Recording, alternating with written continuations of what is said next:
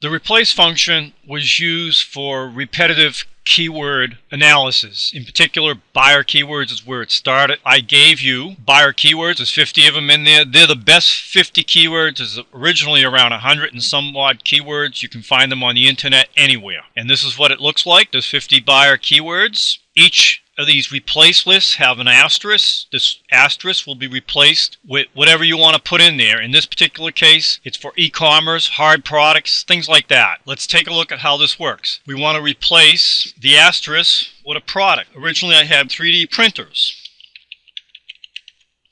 Click OK. That asterisk has been replaced. Let's just say, nah, I don't want to do that, and I want to replace it with something else, and I want to replace it with mountain bikes.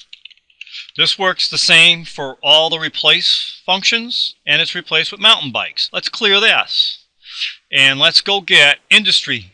I use this for local SEO, so let's do the same thing. Let's take lawyer in LA.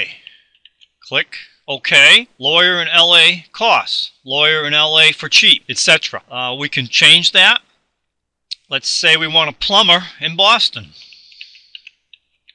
I just want to put Boston.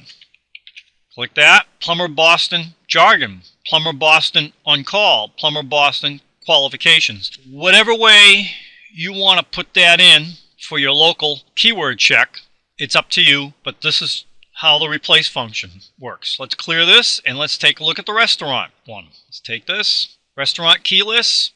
Let's say replace. Again, it's local restaurant, so let's take tacos in Texas. And click OK. As you can see here, the same thing. It replaces the asterisk. Tacos in Texas comparison review. Tacos in Texas cheap eats, etc. I like using 50 keywords. This is what you'll be replacing. You can modify your keyword lists any way you want. So let's move on to add a question from people also asked in Google.